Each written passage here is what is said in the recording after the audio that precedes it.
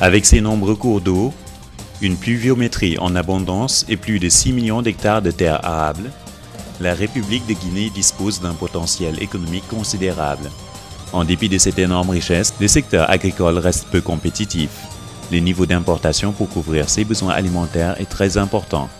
Au regard donc, de toute cette situation, que les autorités actuelles ont mis en place des politiques et des stratégies d'intervention en faisant de l'agriculture une des priorités dans le faisceau de politiques publiques qui sont mises en œuvre. Et c'est d'ailleurs dans ce cadre-là que le PNAFA, le Programme national d'appui aux acteurs des filières agricoles, évolue.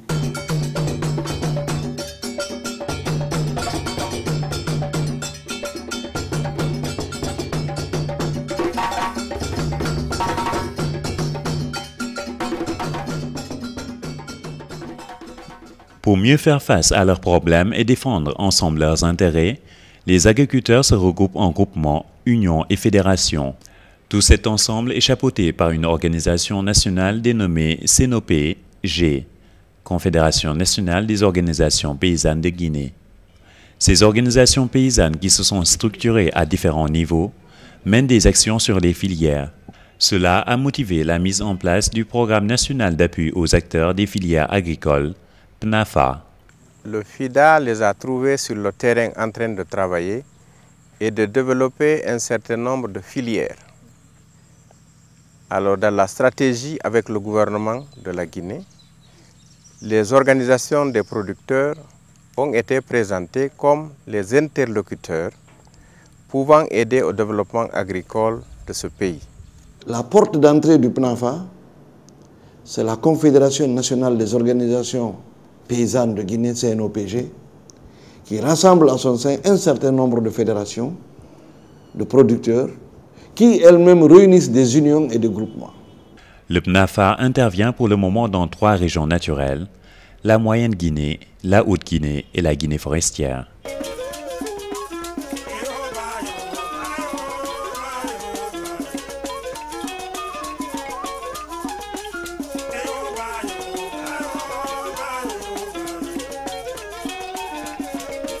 Abritant la quasi-totalité des sources des cours d'eau qui coulent dans le Sahel, le Fouta Djallon est considéré comme le château d'eau de l'Afrique de l'Ouest. Ici, nous sommes à la source du fleuve Sénégal.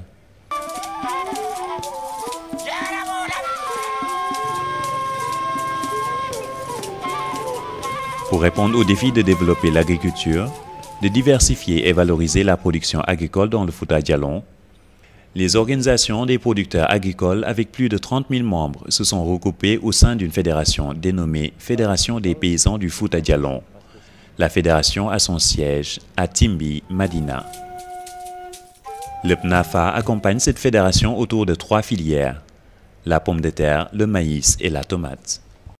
La filière maïs, singulièrement, était une filière un peu connue en termes de formalisation au niveau de la fédération.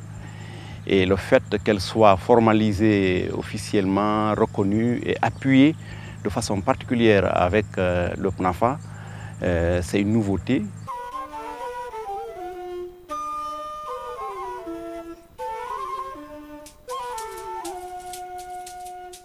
Dans cet aménagement vit une véritable révolution agraire, tant au plan agricole, technique que social.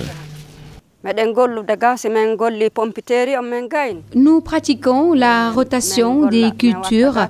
Après avoir récolté la pomme de terre, on met de l'arachide et du maïs. Après les avoir récoltés, on remet de la pomme de terre et ainsi de suite.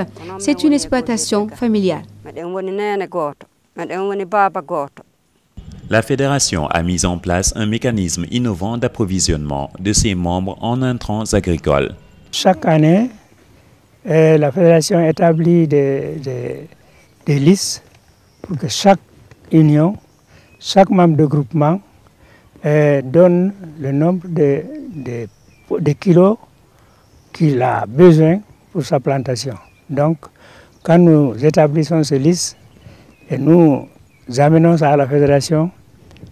Tout est rempli par les techniciens qui sont avec l'Union. Donc c'est à partir de cela que la fédération effectue les commandes et nous envoie les intrants.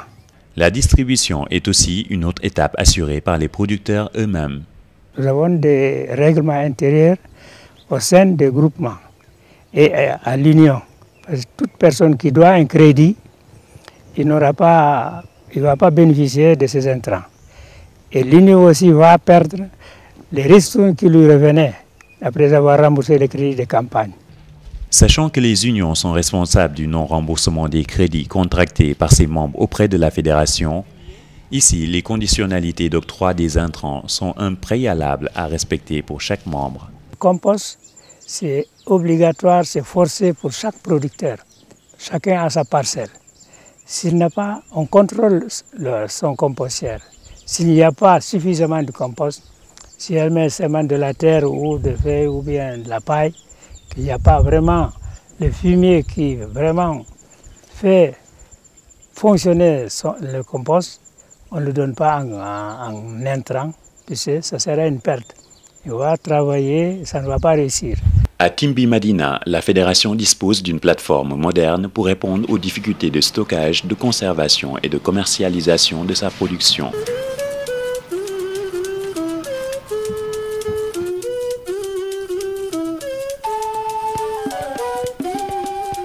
Après les récoltes de pommes de terre au champ, et on fait un premier tri bord champ. De là-bas, on amène les pommes de terre au magasin de stockage. Et on les laisse là-bas pendant une semaine. 5 jours, quoi, ça veut dire. De là-bas, maintenant, on les achemine directement à la plateforme ici pour être stockés. Aujourd'hui, la pomme de terre de la fédération labellisée sous le nom Belle de Guinée n'a rien à envier à ses concurrents d'ailleurs.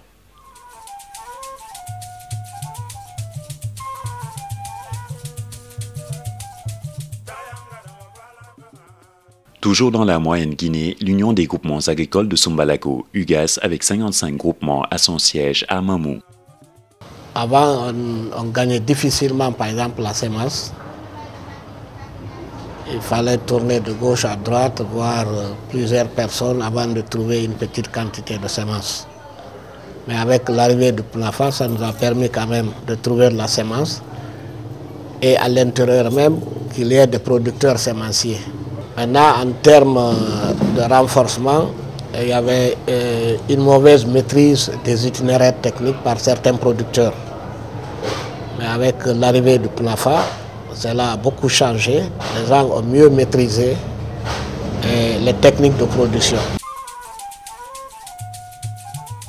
Pour répondre rapidement aux besoins de ses membres en intrants de qualité et de quantité suffisante, l'UGAS s'est lancé dans la production de semences certifiées.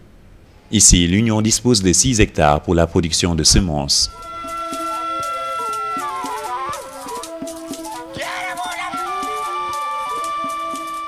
En 2011, on a commencé avec 20 tonnes de semences de pommes de terre avec le PNAFA.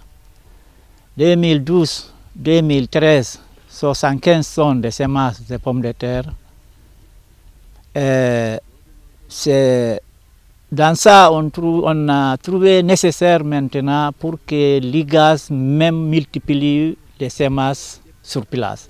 Le PNAFA a programmé pour former à travers le barème, le centre de recherche de barème, 40 producteurs de pommes de terre, des multiplicateurs de semences de pommes de terre, et 35 producteurs de multiplicateurs de semences de maïs.